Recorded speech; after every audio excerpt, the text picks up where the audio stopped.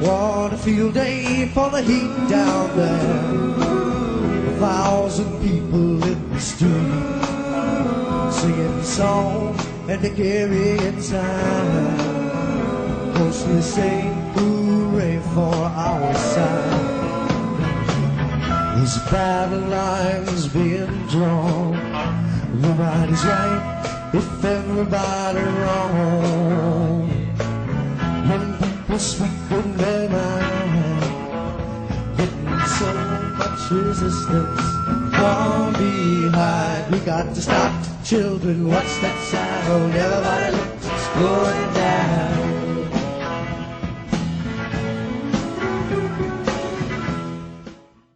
Hello, everyone. This is Lauren Steiner. Welcome to this holiday edition of The Robust Opposition. And with me, I have three leaders from a group called the Badass Teachers Association, Melissa Tomlinson, Phil Sorensen, and Becca Rtichie. And they are coming to us live right now from the National Education Association Conference in Houston, Texas, where yesterday, 10 of the presidential candidates spoke at a forum to the entire membership of the NEA, and two candidates, Bernie Sanders and Julian Castro, spoke to the Badass Teachers Association, or as we call them, BATS caucus. So now I'm going to introduce Phil Sorensen. How you doing, Phil? I'm doing great. And next to him is Becca Rtichie. Hello, how you doing? And now we're going to pan over to Melissa Tomlinson. Hi, how are you doing, Lauren? What is the Badass Teachers Association? When did you guys get started, and what is your mission? The Badass Teachers Association was started after a group of educators did a sit-in in Washington, D.C. when Arne Duncan was the Secretary of Education. As a joke, we said, we should make a Facebook page. We made it. Overnight, we had 1,000 members, and it's just kept on growing. And we fight for the schools that our students deserve, the profession that our educators need, and we are pushing back against the corporatization of public education. And it's very important to us that we have equity in our schools, and that our kids are thriving and that our educators are thriving. How would you differentiate yourself from teachers' unions? What makes us different from a teachers union is we include both union members, and we are very pro-union, but we are also inclusive of non-union members, and we're really just looking for the issues and the virtues that Becca just described. There are two pieces that you're talking to that we go together hand in glove. So we have the Badass Teachers Association, and then we also have the NEA BAT Caucus, the Badass Teachers Caucus. So we're the part of the arm of the organization that pushes things in our union to try to help educate people on the issues of privatization, equality for our students, supporting our profession. So that's kind of that. So we're involved in the union as well as the other branch too. Tell us about the National Education Association. Apparently there's two teachers unions. There's the NEA and then the AFT, and this is the union headed by Lily Escalon Garcia, and the other one is headed by Randy Weingart. And she introduced the forum yesterday, Friday, by saying they are the largest union in the country with 3 million members.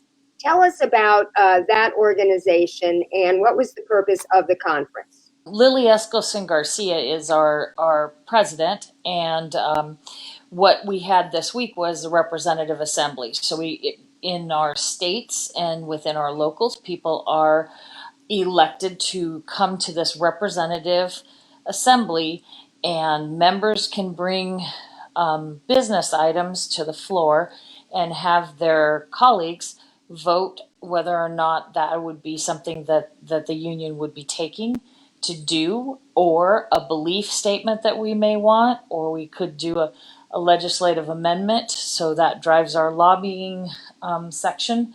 And that's what this whole week was about, was establishing basically marching orders for our union on where the rank and file members want it to go. What were the priorities of your BAT caucus? our BAT caucus is just a gathering of teachers from all over the country that have opted to join our body, and we entertain their issues. So really, it changes from year to year. It's really a bottom up way of presenting new business items, resolutions, other types of amendments to the whole RA floor. So it changes a lot, but it speaks to the virtues that Becca began the show with. So now let's talk about this presidential forum, because apparently there were only 10 of the candidates. I watched it live. I also watched it again just earlier today. And one thing that I want to point out to my viewers, everyone knows that I'm a Bernie Sanders supporter. One thing that I noticed was that Lily Escalon Garcia said that she was honored to meet everyone except for Bernie Sanders. What was your impression of the way the forum was conducted? I like the fact that teachers were allowed to ask questions by either writing it in or making a video, but not every candidate was asked the same question. So, for instance, with charter schools, Bernie got that question, Beto got that question, Bill de Blasio addressed it. I don't know if it was in response to a question, but he definitely addressed it. That was something that I was looking to hear first and foremost. What did you think of the format, and what do you think of the way she conducted the interviews? First of all, I really appreciated the fact that the candidates were brought to us. I have not experienced that in the past. I did like the format that the members were providing the questions. So there were 40 questions that were on the page. All of the candidates got the questions ahead of time. And so I felt like it was a really good opportunity for them to take education issues and do a little bit of research on it, and then be able to address it in front of a crowd that they couldn't not have good answers with that group, because we could tell if they were not well researched. So I thought that piece was interesting. So, and I also want to address your first point. So the Badass Teachers Caucus actually had Bernie in our caucus room. He came and had lunch with us, and he was only supposed to be there about 5 minutes. He ended up staying 20. And so he was late getting down to get mic'd up because he was spending time with the rank and file members. So he got down there, got mic'd up, came out on stage. Again, he was ready to talk to rank and file members. He walked on the stage and was ready to go. And I think it was more that.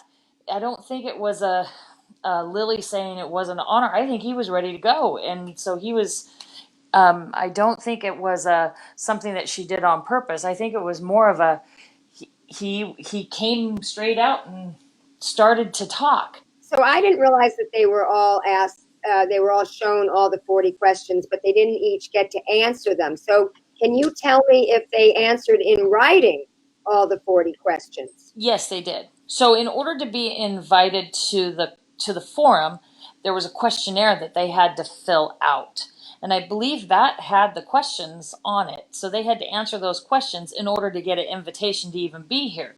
Consequently, that's why we had 10 and not 24. 10 of them filled in our questions, and then they came to the forum. The other thing I did want to say was at the Bat Caucus, we entertained Jay Inslee from Washington State.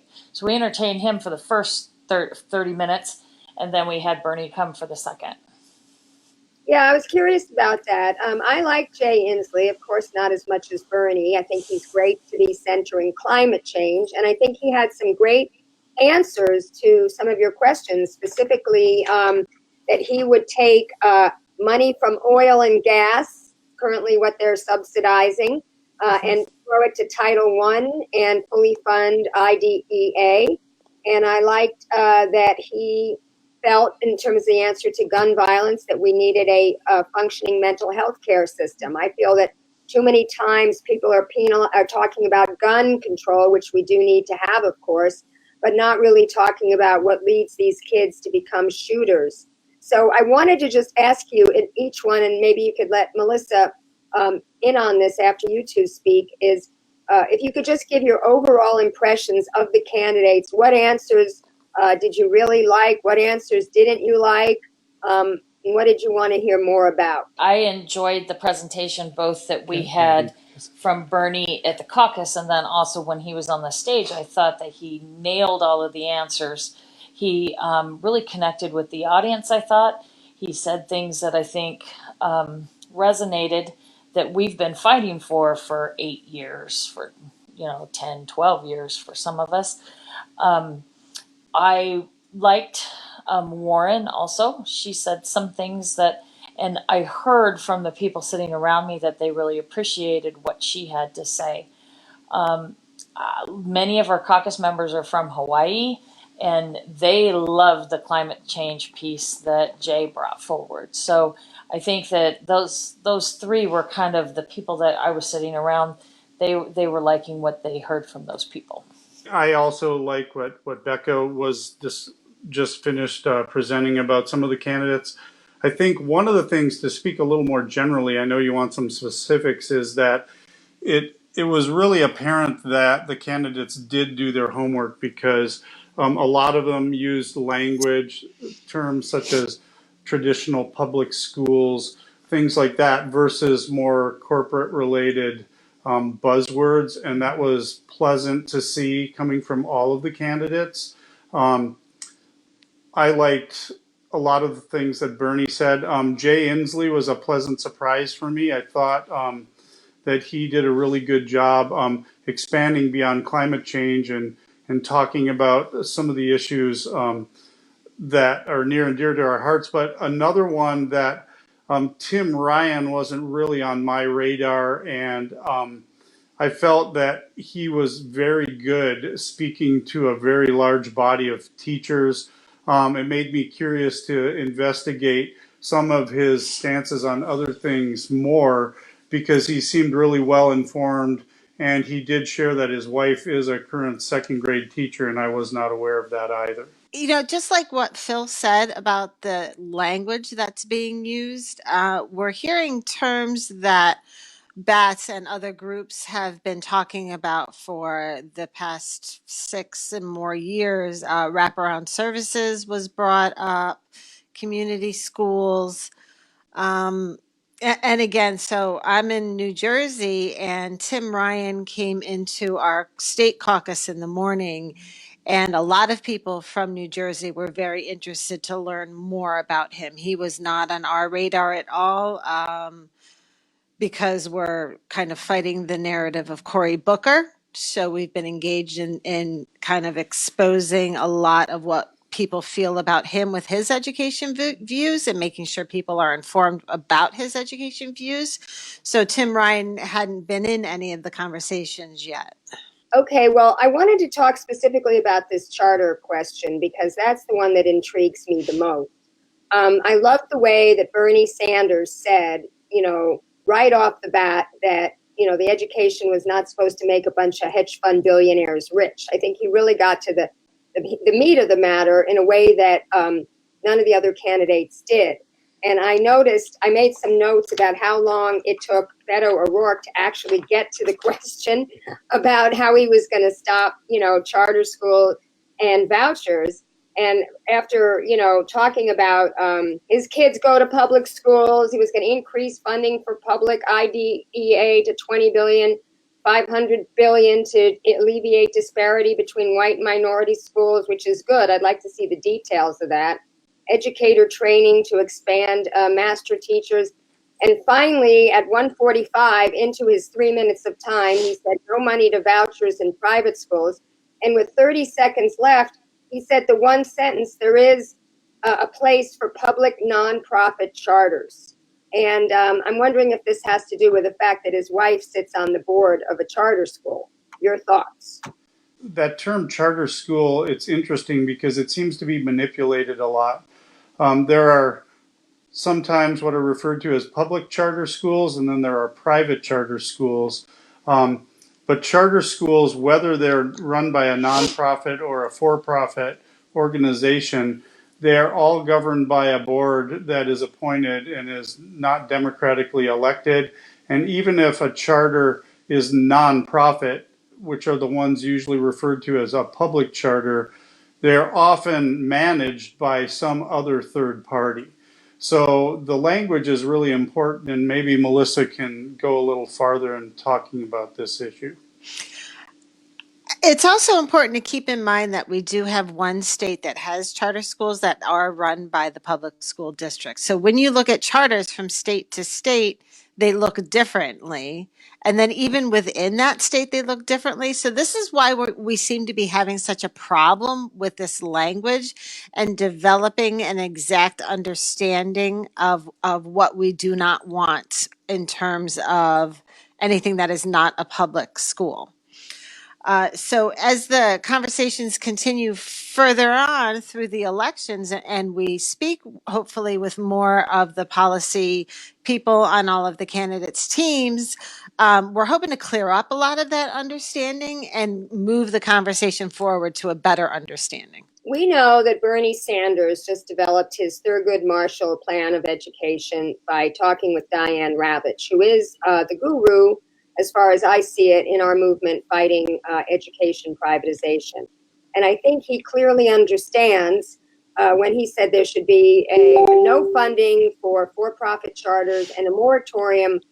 Well, I heard him say it twice, two different ways. Like in your caucus, he said a moratorium on federal funding for all charters, meaning not-for-profit charters.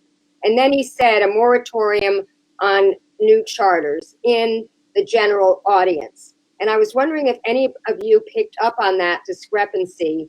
Since most of the funding for schools comes from the states, is a moratorium on federal funding even meaningful? I feel it is. We have to start somewhere. And it's not necessary.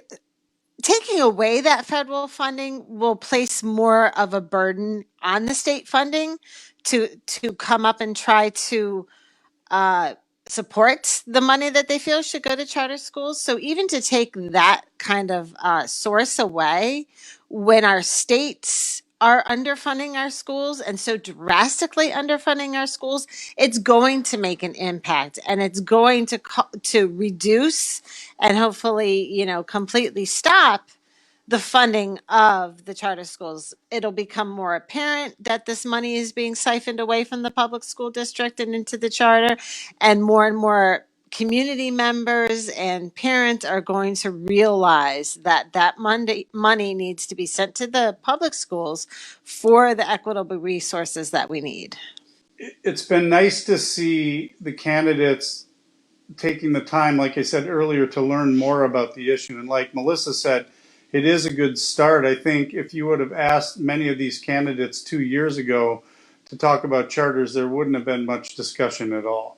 I think they've been spending some time trying to understand, and some of them, I think, understand charters and how they're operated and how they're structured much more than other candidates. And I would expect to see that there's going to be a learning curve going on with all of them. One other thing that I wanted to talk about was the delivery of some of these candidates. I noted that Elizabeth Warren and Kamala Harris got very emotional. They were, Elizabeth Warren does a lot of her personal story, and she's really strong and connects with the audience. And Kamala Harris, towards the end, was positively shouting. And I think she was connecting with the audience, but as someone who is in her state and has seen her record as Attorney General and as Senator, I feel that there's a lot of disconnect between her record and her platitudes. For instance, she was asked a question about special needs kids, and she was talking about protecting children with special needs. And I could only think about how she prosecuted parents of truants. And one of the mothers who actually went to jail, the reason her child was absent so often was she has cerebral palsy, and the mother was taking her to treatment. And there was a whole article about this. I think it was in the Atlantic. Even though I was not in the hall, I was feeling the energy that she was generating in the room. I was seeing the comments in the Facebook page, and it really worries me sometimes that people they're more impressed by the oratory than they are by the record. And I wonder if you have any thoughts about that. Well, I do think that delivery is something that sways people in a forum such as that. And in a room with 6,500 people, the excitement can build, and if it sort of has a domino effect among the audience. I did notice the differences in Warren and Harris's delivery as well. I think some of that also speaks to the folks in the audience that that like those candidates. Did you have anything to add? So it's a good political move to build upon that energy and that emotions. Any good candidate does that. But the important part is that as educators, we need to take the responsibility of having conversations with our friends and our members about how we feel, and really taking that deep dive and saying, okay, so this is what this candidate said about education, public education, that I liked, and this is why I liked that, and taking the time to explain and making sure people, know our thoughts, that were not there. And as people that have been, researching and doing this and involved in those conversations, the onus is on us to spread the message about our personal feelings for each candidate. One of the things that I did notice when Bernie walked in, one of the first things he said is, "I have a red tie. I am red for Ed, just like you." So I also noticed that Elizabeth Warren had a red jacket on. So I think that there was some acknowledgement. If you look in the crowd, all of the educators that were in that room were wearing red. So to me, that spoke that they were with us. I know Kamala had a bandana wrapped around her hand. It kind of looked last minute because she had no red on, and it kind of looked like she was trying to play the crowd. So I think I noticed that. I didn't see anybody else like boldly wearing red.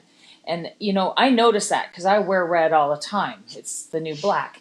And and so I really appreciate when people who are coming to address us acknowledge the Red for Ed movement that started in 2010 with Donna Mace Yates Yates Mace in Florida. We started that a long time ago, and it has just now caught on. I know that Bernie Sanders, or I was told Bernie Sanders was the only presidential candidate to support the teachers' strike. And as a result, he's the only presidential candidate who's invited to come address UTLA, the United Teachers of Los Angeles Union, at the end of this month. So I do believe that he is going to be the strongest candidate. And I also want to mention something I noticed about Kamala Harris. It's been reported that her exchange that she had with Joe Biden was practiced and rehearsed. And she actually had her campaign consultant, Ace Smith, play Biden, and her communications director, Ian Sams, play Bernie. And they tried all different permutations of how he might respond to that. I think her answer at the end was very similar, because she was asked a question about how the crushing burden of student debt. And she started out by saying she ran the second largest Department of Justice after the U.S. Department of Justice, and she sued Corinthian College and put them out of business. But she immediately started talking about gun violence and background checks, and that's when she was shouting about assault weapons and revving up the crowd. And yet she didn't answer the question. This question that was posed to her had nothing to do with that. She didn't talk about free college or absolving student debt, which is what Bernie would do, and she has not come out in favor of those positions. So I thought it was really interesting. It was like she had that thing rehearsed and she was going to get it out. She wasn't asked the question because she didn't know which of the 40 questions she was going to be asked. So she managed to fit it into a question that she was asked. And I don't know if you guys noticed that she didn't answer that question or not. There were 3 questions. Each question had 3 minutes to answer. And I think Kamala came in late. She got stuck in traffic, and so she came rushing in at the last minute and didn't get to see all the other candidates. And what happened, if you watch it, some of them answered the question and then pivoted to something that they wanted to talk about.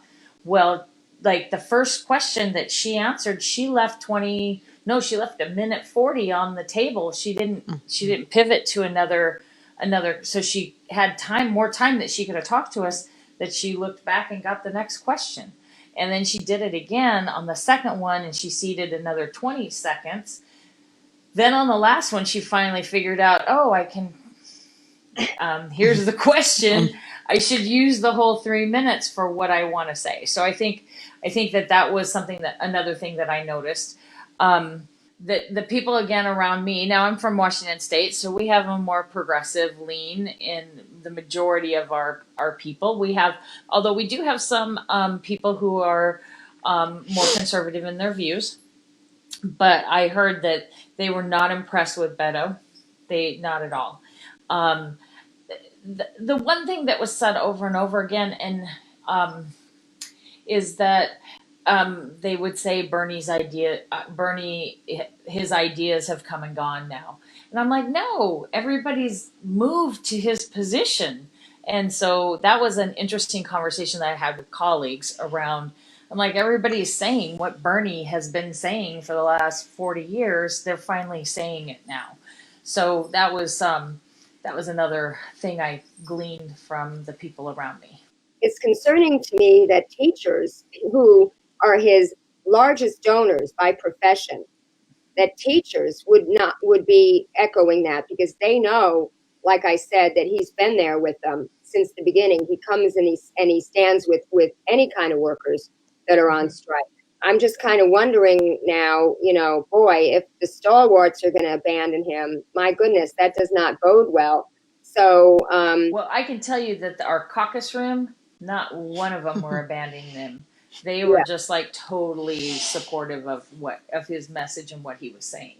Definitely. Well, I got that. So tell me about how this endorsement is going to work, because famously last time, the union rank and file of both teachers' unions wanted Bernie, but the two leaders endorsed Hillary, and there was a lot of revolt in the Facebook pages of these groups.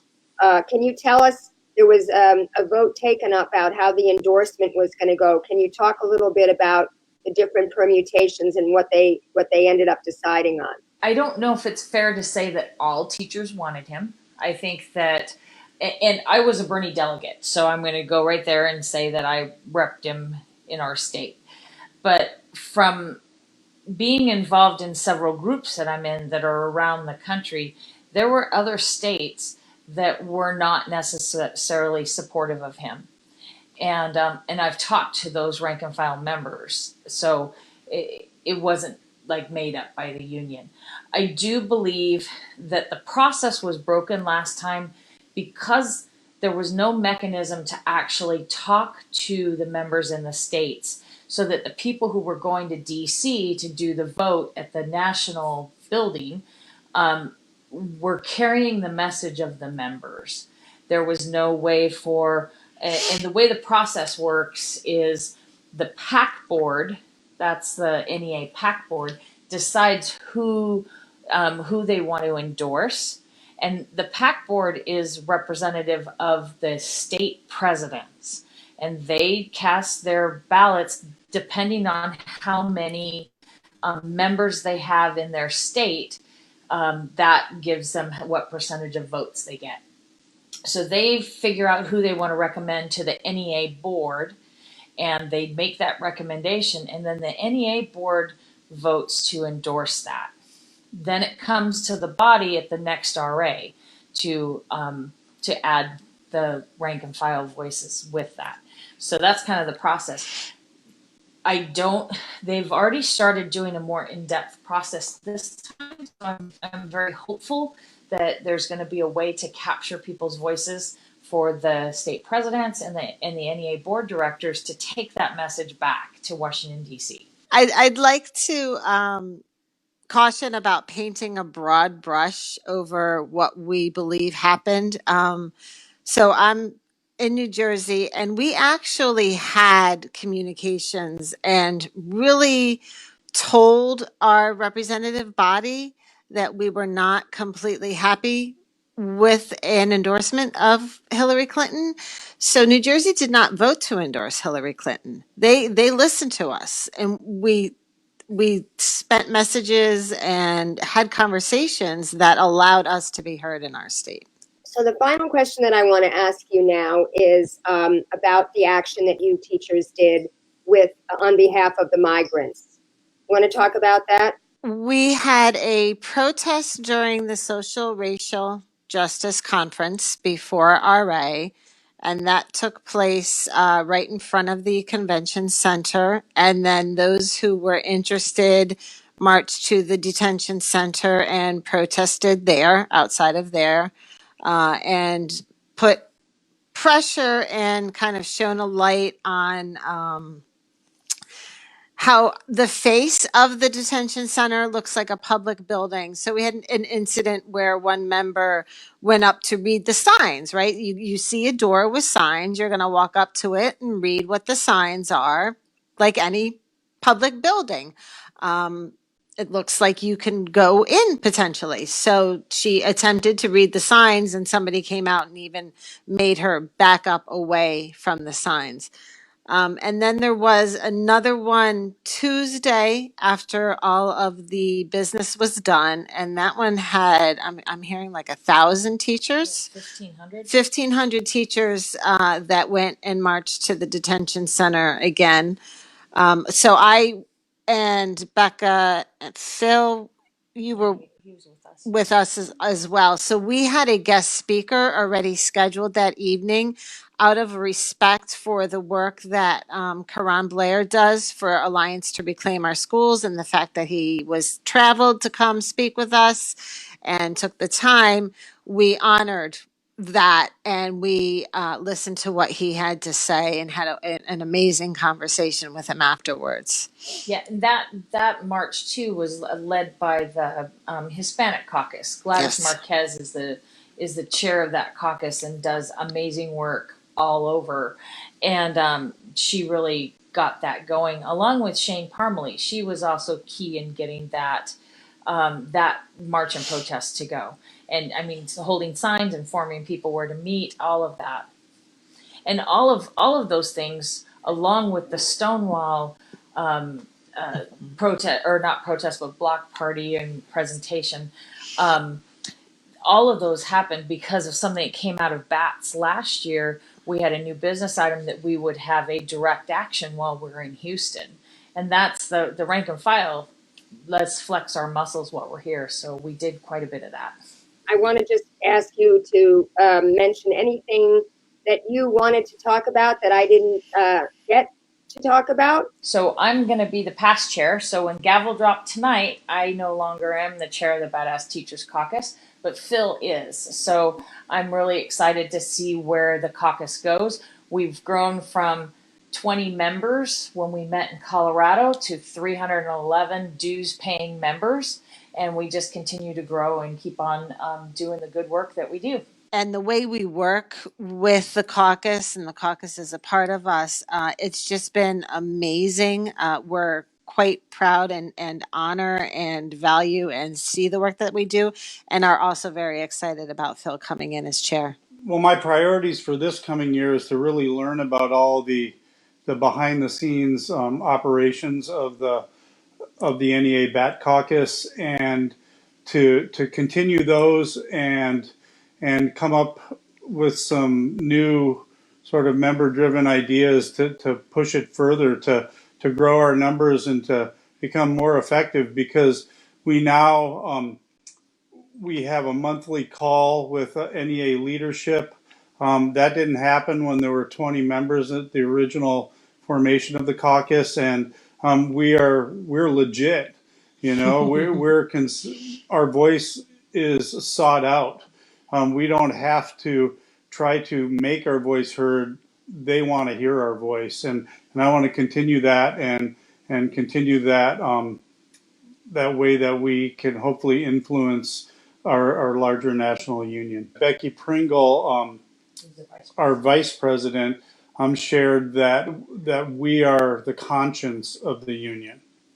Great. Well, that's a great way to end the show. I want to thank my guests, Melissa Tomlinson, Phil Sorensen, and Becca Rtichie from the Badass Teachers Association. And I want to let folks know that their Facebook page, which I've been putting up on the show several times is available for anyone to join. There are 53,000 members of the Badass Teachers Association, and you can find out a lot of information, and they make great memes, and they do great actions for saving public education nationally and in the various states. And before I close the show, I want to read an alert from coming around in California. As people may or may not know, we had several bills to try to rein in the expansion of charter schools. And the one bill that is going through, a couple of them were held for 2-year bills, but the one bill that is going through here is about to be amended and possibly gutted as a result of this amendment. So I'm going to read an alert from Mike Hutchinson from the Oakland Public Education Network, who was on my show. And it goes like this. The Charter School Association and the Democratic chair of the state Senate Education Committee are trying to gut AB 1505, our local control and charter accountability bill, with amendments. The amendments would leave in place the charter appeal process and would greatly limit local school boards' ability to deny a charter school application. The Senate Education Committee will hold hearings on the amended 1505 on Wednesday, July 10th in Sacramento. We need as many people to attend. We're still gathering information and weighing our options. We also have learned that our state senator, Nancy Skinner, is the Senate co-author of AB 1505. So they will be visiting her office tomorrow looking for answers. It is imperative that everyone visit or call the members of the Education Committee and their local state senator and say, vote yes on AB 1505 with no amendments. We need local control and more charter school accountability. Do not allow amendments to weaken the version of the bill the Assembly already passed. So now I'm going to be putting the contact information for these senators up on this page and also sharing a separate link on my page. And it's really important because one of the ways that charter schools get around local control, if they should get denied because of egregious violations of their charter or embezzlement or whatever other things they do, then they just appeal to the county. And if the county denies them, then they appeal to the state. So, obviously we're trying to get a moratorium on more charters, but, these things go slowly. So this is a very small incremental bill that we're trying to get passed to rein in the expansion of charters. And already we see how the Charter School Association of California, which is one of the most powerful lobby groups in Sacramento, is trying to work their magic to gut this bill.